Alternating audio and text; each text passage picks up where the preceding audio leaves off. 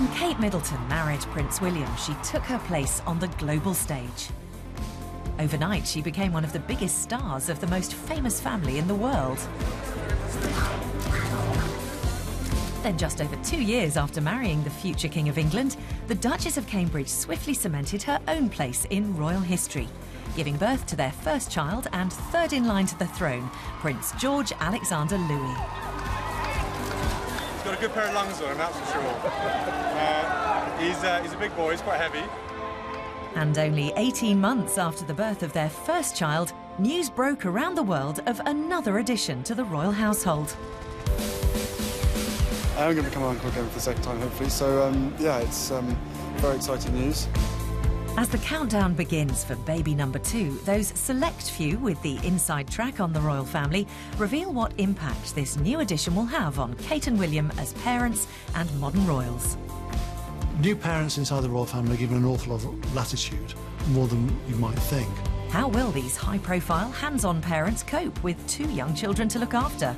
Queen's been pregnant 4 times, she's had 4 children. She knows exactly what Kate is going through.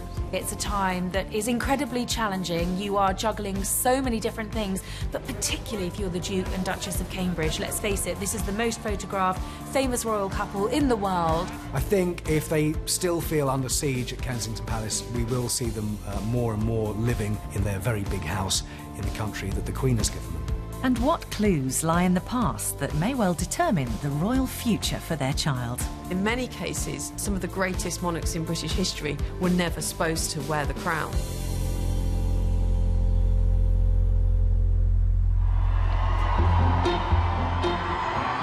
Since becoming the Duchess of Cambridge and mother to a future King of England, Kate Middleton's life has dramatically changed forever. She wasn't an aristocrat, she wasn't blue-blooded, she was a regular home counties girl, and look at her now. For years, the media's been looking for a new golden goose, and since Diana died, they haven't been able to find one. In Kate Middleton, Duchess of Cambridge, they've got a new golden goose.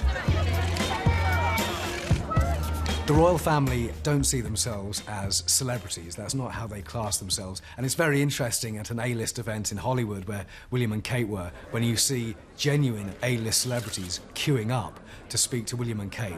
That's the level we're talking at here. I think no matter where you are in the world, A, you know who Kate is, and B, you've definitely Googled to find out where you can get your hands on that dress. She's hugely popular, both here in the United Kingdom, overseas in Australia and the States. She is a role model, she's a fashion icon, and I think that's very simply because she was an ordinary girl from Berkshire who happened to marry her prince, and therefore there's something that we can all aspire to in that. For Kate, the intense spotlight of being a high-profile royal is relentless. From what designer she chose for her wedding gown, the historic event that was Prince George's birth, to her public royal duties and charitable endeavours, Kate has dealt with it all, seemingly with ease. She may be a swan, she may be paddling furiously underneath, but to the world, she seems imperturbable. A few days after Prince George's first birthday, William and Kate visited the Tower of London, with only a select few privy to the exciting news that baby number 2 was already on the way. And one of my sources said to me, watch this space, because they do want another child. It's not going to be far off. The rest of the world was let in on the news a few weeks later when Clarence House took to Twitter on September the 8th to announce that the Duke and Duchess of Cambridge were expecting their second child. The reaction to the news that Kate was pregnant again was, again, one of surprise, because it was a very early announcement. They didn't want to announce it that early, but they had to, because she had to cancel an engagement. The royals never cancel, so when they do, you know something's up. But with the return of the extreme form of morning sickness she endured while pregnant with Prince George, Kate wasn't able to fully enjoy the news. Acute morning sickness is called hyperemesis gravidarum. That's the medical terminology for it. Morning sickness is very, very common in the first 3 months of pregnancy, but a smaller group of women will have such severe morning sickness that they get dehydrated, they feel very unwell, and they are unable to go on with their day-to-day activities. Most mums think second time round they can relax a little bit, but obviously for Kate, having gone through all the severe morning sickness with Prince George and then going through it again with this second pregnancy while having the eyes of the world's press on her, it was probably just as high octane and anxiety-inducing as it was the first time round. It was unusual in the palace announcing that she was pregnant and coinciding that announcement with such detail about her pregnancy, that she was suffering from acute morning sickness. I suppose there was an option to say that she wasn't feeling very well, but I think they wanted to be completely open and transparent from the start. It came via social media, again another hint at just how modern the monarchy has become. This was an announcement that went viral on Twitter and went viral on Facebook, and it came in very quickly on all of our Blackberries, and we swung into action.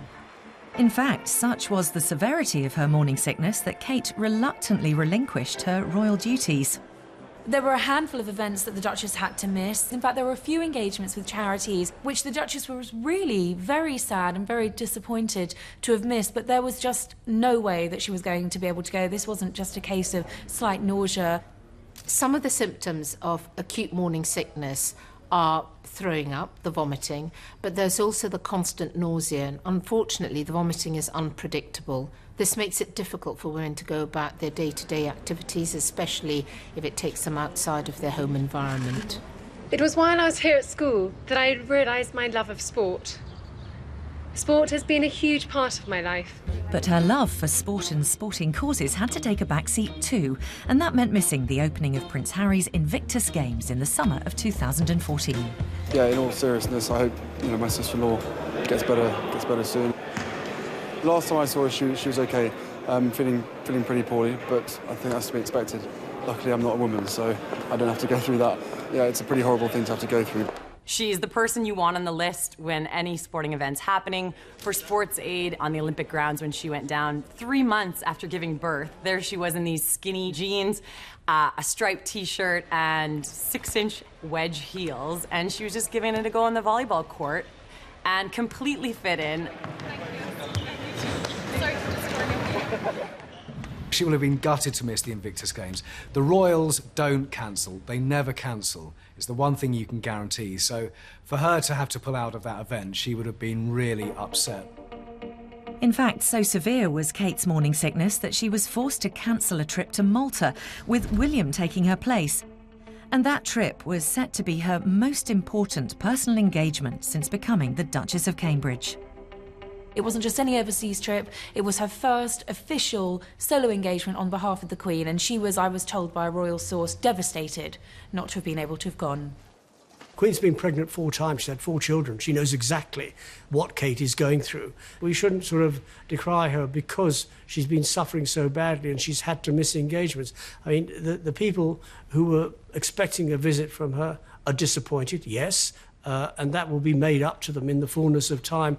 But they're no more disappointed than the Duchess not being able to fulfil a commitment. I mean, she would have wanted to get back to work, but William, her mum and dad, and the doctors will have said to Kate, you are too tired, you're too exhausted, you're too ill, just rest at home. Although Prince William and indeed brother-in-law Harry stepped in to support Kate, she did return to her husband's side and her own royal duties in October 2014. Welcome to Singapore. Kate was out of action in total for about 8 weeks. She made her comeback to coincide with the official state visit of the President of Singapore, and that was it. She was back, she looked fantastic, if a little peaky, if I'm being honest. I was there on Horse Guards Parade. She was very smiley, she looked fine, and what was great was the interaction between her and William. They're always trying to get each other to laugh. With the eyes of the world's press on her, Kate was once again front-page news. And shortly after her return to public life, Clarence House decided to announce when exactly the Duke and Duchess of Cambridge would be expecting their baby. Kensington Palace announced that this baby is going to come in April. It means we won't have hordes of paparazzi waiting outside the Lindo wing. We know when this baby's coming, and April's a very portentous date. If it's a girl, I'm sure that people will be talking about a new Elizabethan age, because it's also coinciding with the Queen's birthday and, of course, William and Catherine's wedding anniversary. Coming up, we assess the impact raising 2 young children will have on Kate and William. For Kate having 2 babies under 2, it is going to be so much hard work. We'll also go back in time for clues as to what kind of life a spare to the heir could lead in the future. Queen Elizabeth is set to be the longest reigning monarch in British history, but it's easy to forget that she was never supposed to be queen. And we'll reveal William and Kate's plans for a new family home. We're about to see them leave London to start a new life.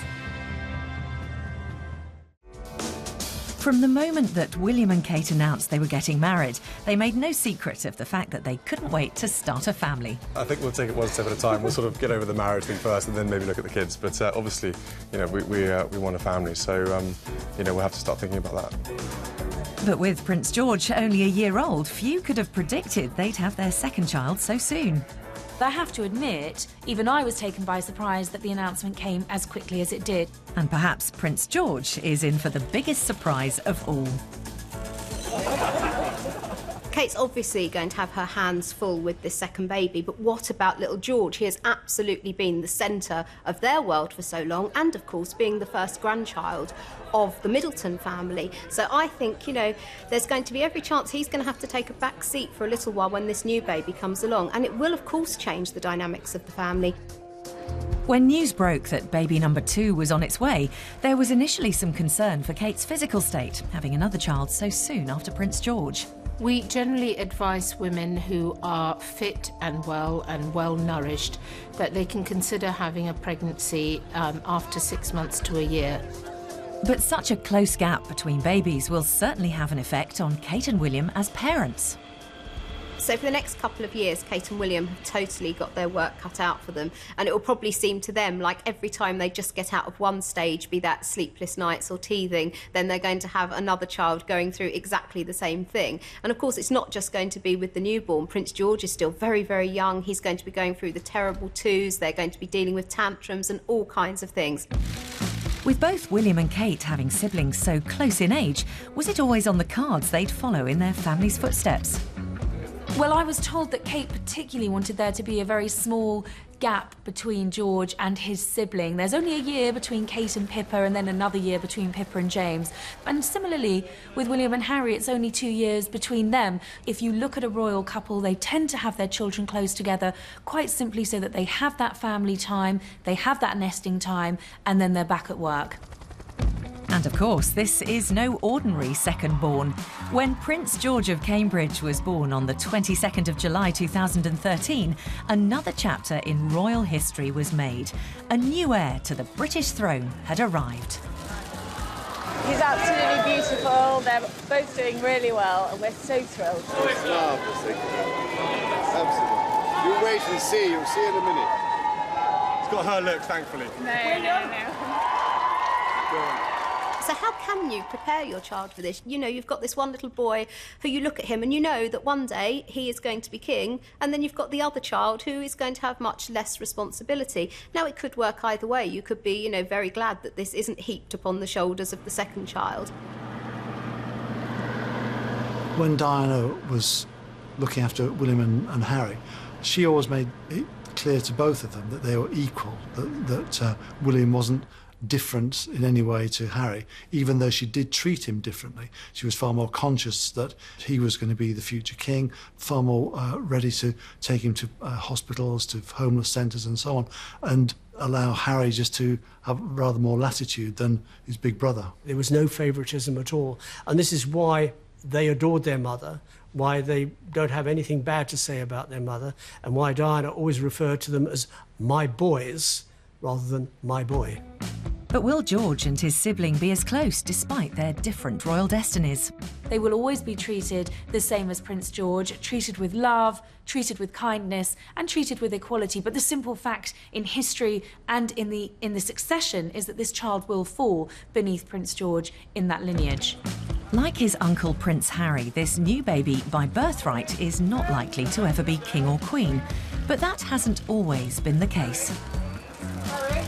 Over the course of history, the royal spare has been absolutely essential. In order to really be secure as a monarch, you needed to both have both an heir and a spare. This was particularly important at a time when children often didn't live very long, when obviously all kinds of premature deaths and so on could take place. So really an heir and a spare was absolutely crucial.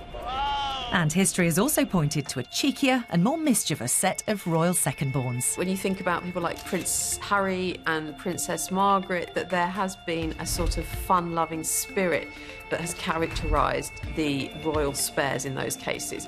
I think to some extent it's probably personality, but I think also the idea of having the kind of royal privileges in the sense of having money and access to the sort of social life and experience that those people have, but at the same time not having the responsibility of being a future monarch. I think it's very much genetic, quite frankly, that William is very Hanoverian, he's quite stolid, whereas Harry is very much a Spencer, devil-may-care, rather reckless, just like his mother.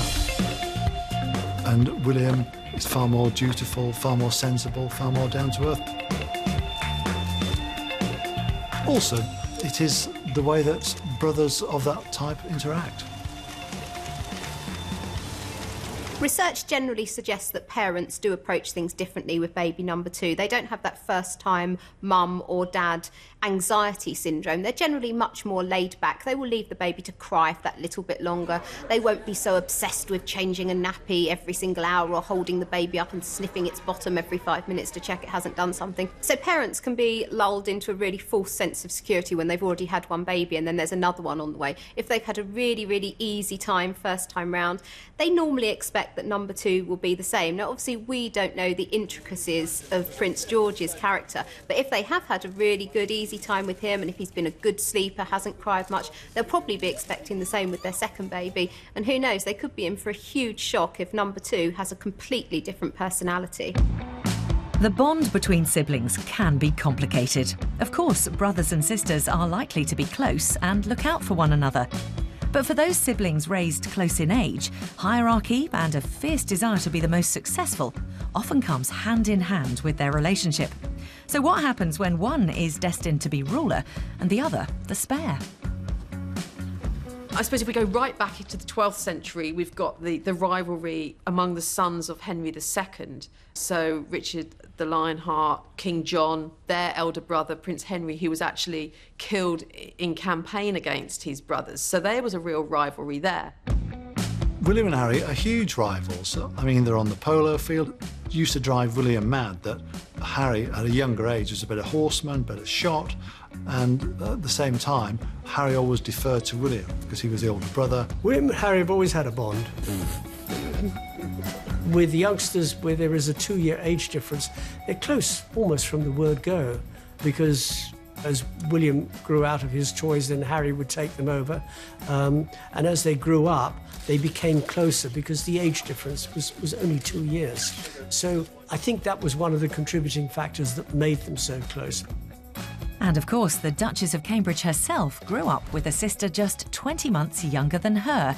So how will her childhood experiences affect the way she approaches being a mother of 2 under 2?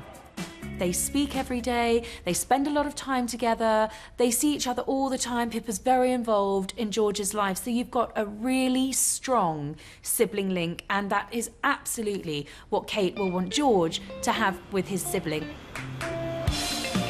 Still to come, we'll get the inside story behind the big changes for Kate and William as they prepare for a new baby. I think if they still feel under siege at Kensington Palace, we will see them more and more living on the Sandringham estate at Anmer Hall, their very big house in the country that the Queen has given them. With a second baby on the way, Kate and William will no doubt have been agonising over how to raise their growing family and what, if anything, they would do differently this time.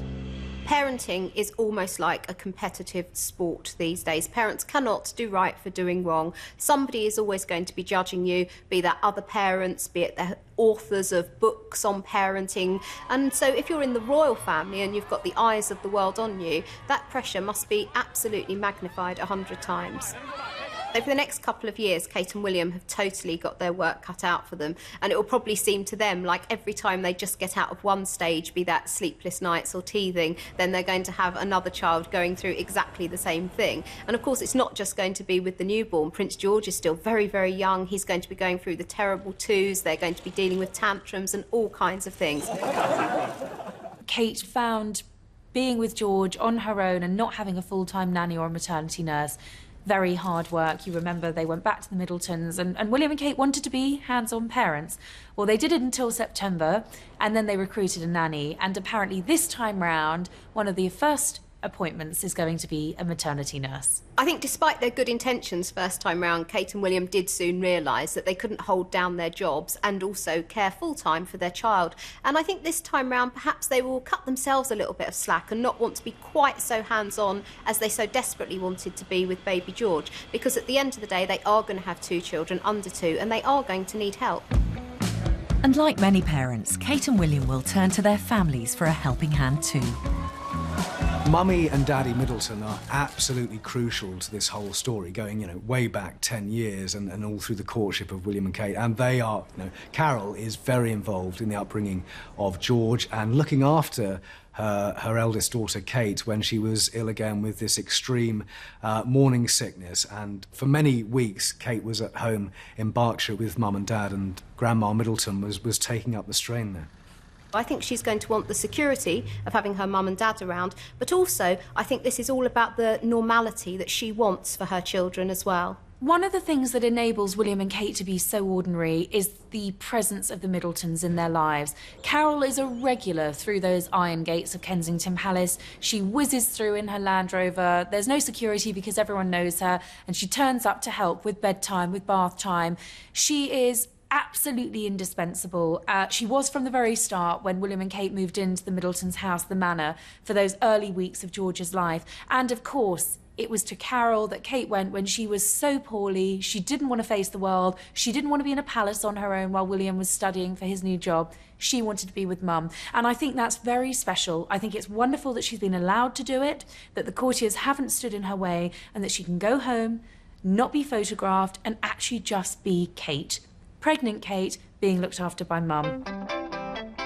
Of course, William has only to look back at how Harry and he were raised for some clues on caring for 2 young royals. William and Harry were raised not like your average child, but they were raised very much in the aristocratic fashion. Prince Charles was a loving but rather distant father. Princess Diana broke with the mould by being far more hands-on. On one occasion, the Queen got rather frustrated with her up at Balmoral because she was spending so much time with the children, and she said, why don't you leave them with the nanny? Prince William is a far more hands-on father at this early stage than Prince Charles was. Prince Charles, like many fathers, aristocratic fathers, came into his own once the boys were old enough to go hunting, shooting and getting on horseback. My guess is that William learnt very much what goes on in the great big wide world by his mother taking him down to the high street, to the movies, to the hamburger joint, to the bookshops, to the clothes shops. So he got a good grounding from his mother about the real world. But having said that, he got a good grounding from his father about the real world, but the real world on the other side of the coin. Country pursuits, polo, hunting, shooting, fishing. Diana often talked about her craving to be normal. Well, frankly, she shouldn't have married the Prince of Wales. William and Kate aren't normal. They live in palaces. One of the things that William loves about Kate is that the Middletons are normal, and is the closest taste that he's had of what other people have, an ordinary Sunday lunch, going to the pub, that sort of thing. But clearly, they're not normal. One day they are going to live in a very, very big house and be king and queen. And that quest for normality, to remain as grounded as possible despite their privileged royal status, has seen Kate and William consider a big move away from their London apartment in Kensington Palace. They will move back to their new house in Anmore Hall. So from now on and for the next couple of years, they will be a family of 4 and they'll be based in Norfolk. I think the move to Norfolk is really important because they do feel, it's a cliche, but they do feel Kensington Palace is this sort of gilded cage. Very, very gilded, but still, there's a limit to what they can do.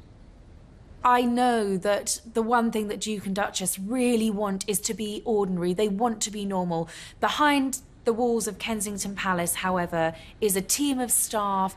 Their engagements are planned meticulously, their outfits are planned meticulously. I mean, who else has a valet that lines out what you want to wear every morning? It's not a normal life. All right, move up, make way. Living the extraordinary life that they do guarantees an extraordinary amount of attention, especially from the press. And like his mother, Princess Diana, William is determined to deal with the press coverage of his family on his terms. But despite the couple's best efforts, in October 2014, an incident involving a press photographer and baby George led to William and Kate publicly requesting that their son be left alone.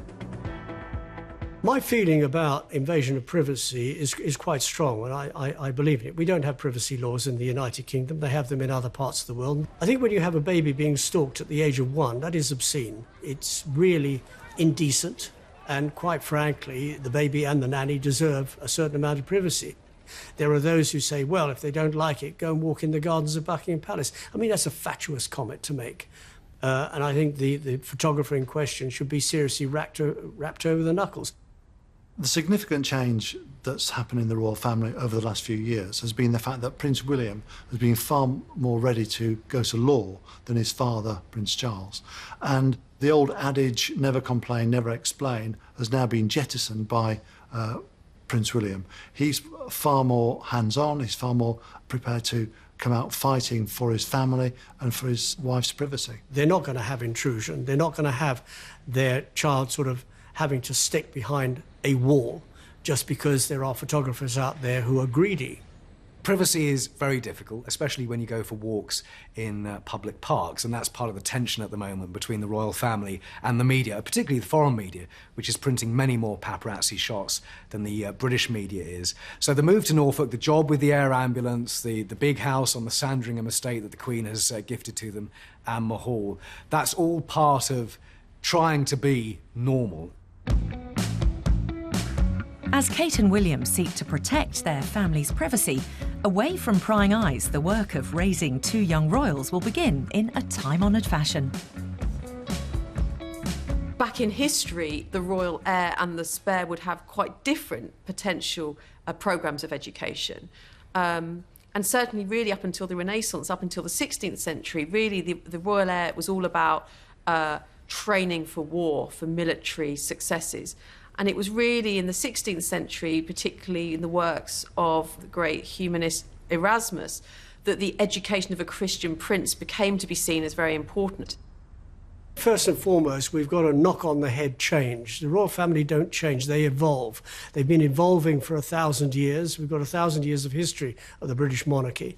You've got to think about how was William brought up, how was Harry brought up, how was Prince of Wales brought up, before looking at how George is going to be brought up. And George is, by that time, will be nearing his 2nd birthday when the new brother or sister comes along. They'll be brought up in very much, not a controlled atmosphere. There'll be a certain amount of things that can be done and can't be done. If you go back to William, when he was old enough, he went to nursery school in London's Notting Hill Gate, Mrs. Minor's nursery school, after which he then went to Wetherby, which is a primary school in the same area in London's Notting Hill Gate. He then went to Ludgrove, a prep school, and then after that to Eton. So he had a formal education out in the great big wide world. But then his father had the same sort of thing. He didn't go to nursery school, but he went to primary school in London. He went to prep school out in the country at Cheam, and then he went to Gordonston.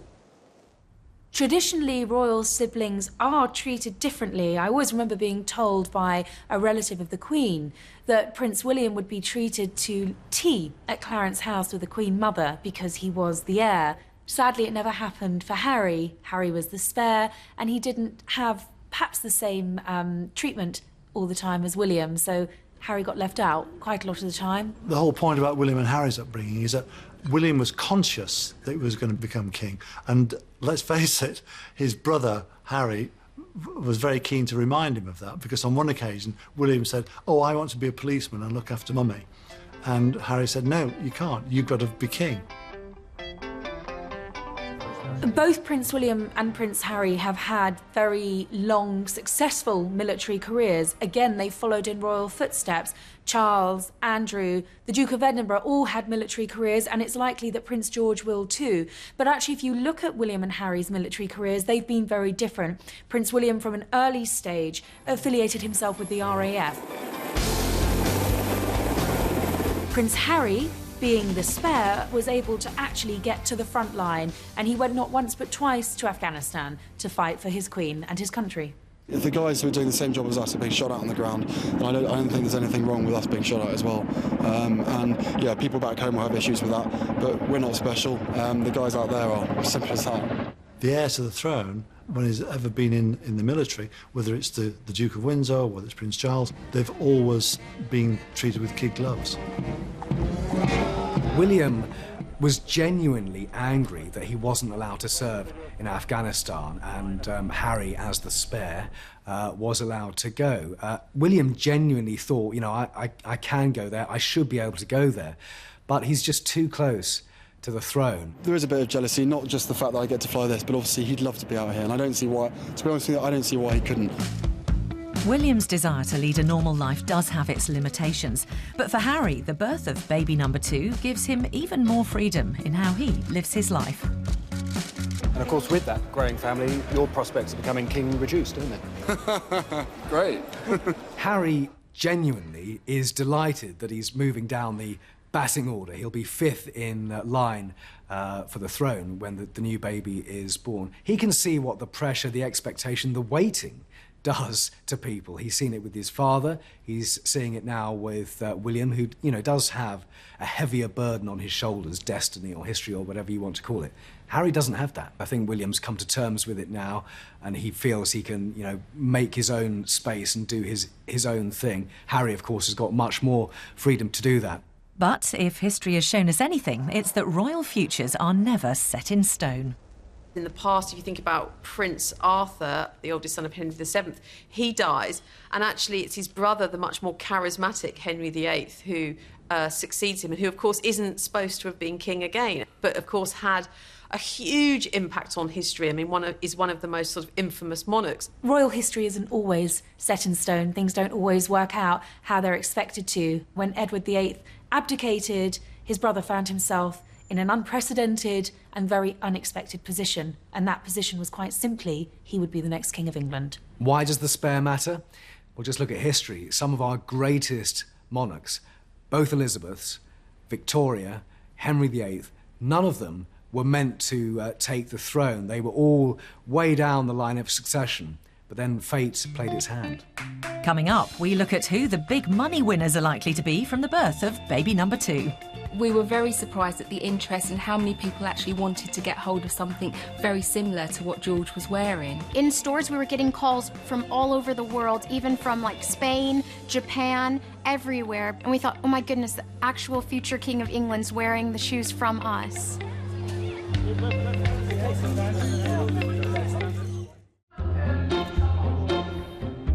With William and her charismatic brother-in-law Harry by her side, Kate has been credited with helping to make the British royal family accessible and relevant again.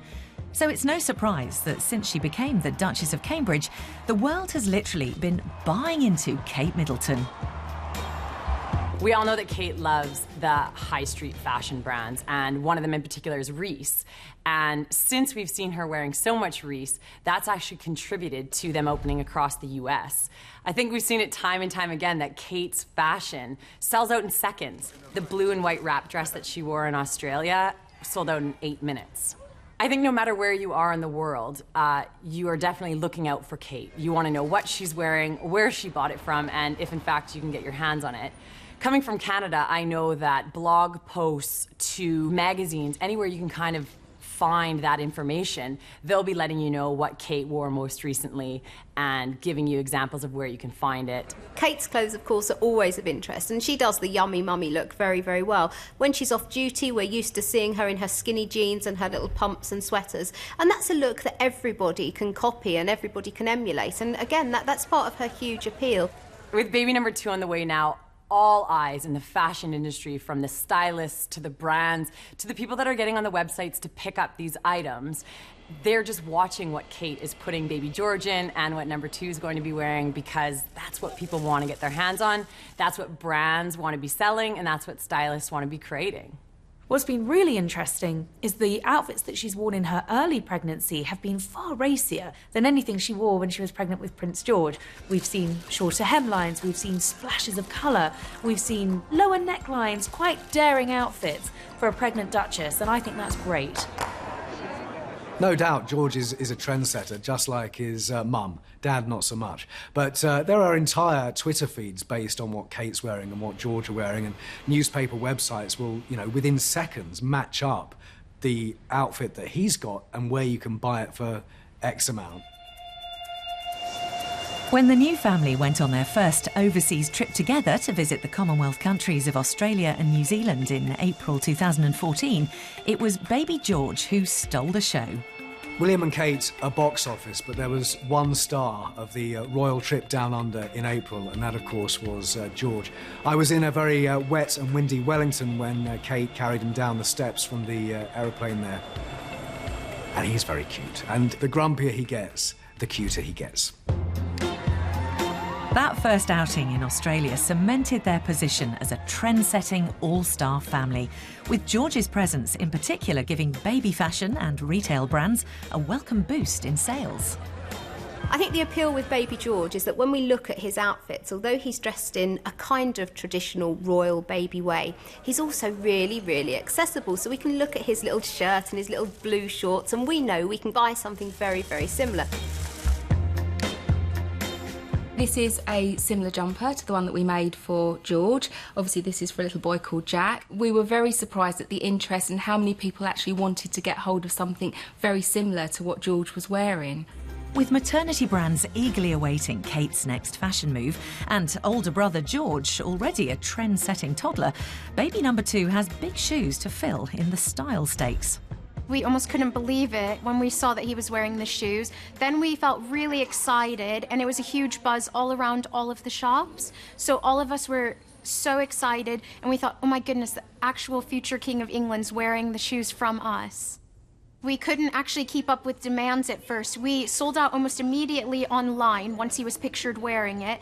In stores, we were getting calls from all over the world, even from like Spain, Japan, everywhere. I think it's a worldwide interest really in our royal family, and particularly in baby George. I certainly think that he's going to generate a lot of interest in whatever he's wearing going forward. And then there's the small matter of a name for a royal sibling. There are all sorts of rumours, again, about the name of the new child. I think it'll be reasonably conventional, and the middle names are where the action is, I think, and if one of the middle names is Diana and or Elizabeth, then that will, of course, be very symbolic. I think secretly, both William and Kate would love him to have a little sister to look after. I think the public's really rooting for a little girl because that's sort of the perfect family, right? Will and Kate and a baby boy and a baby girl. But regardless, people will go crazy. It will be madness outside the Linda wing all over again.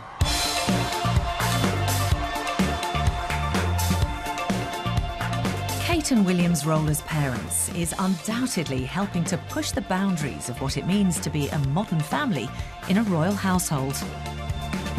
I think how Princess Diana brought up her boys has quite obviously had a huge long-term effect on Prince William. And I think that probably has really, really geared William up to do very much the same sort of thing. We probably won't ever hear about it. We will hopefully never see the pictures of this private family time. But I'm quite certain that Prince William will be doing all those sorts of things totally under the radar, just like his mum did, to ensure that his children have a relatively normal upbringing, a normal childhood. What are we going to see of the younger royals in the next few years? Well, we'll see more of William and Kate and Harry as they take on more official royal duties. I don't think necessarily we're going to see more of Prince George and his new brother or sister, because William is absolutely determined, in the same way that he protected Kate, that he will protect his children. And I don't think we'll see that much of the royal children. And so William and Kate and their children we can look at as this kind of great showbiz couple with something a bit special. But in time, I think it's going to be interesting how it's going to play out. And if they're going to become ultimately king and queen, it's going to be a very different kind of monarchy than it is now. We see a new chapter beginning for the Cambridges, an exciting chapter, a new family chapter, and I think they're probably going to be incredibly happy.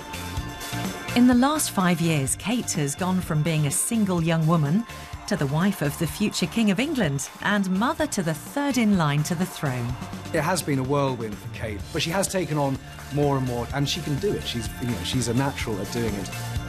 You've got to stand back and admire her for what she's achieved without any fuss, without any tantrums, without any breakdowns.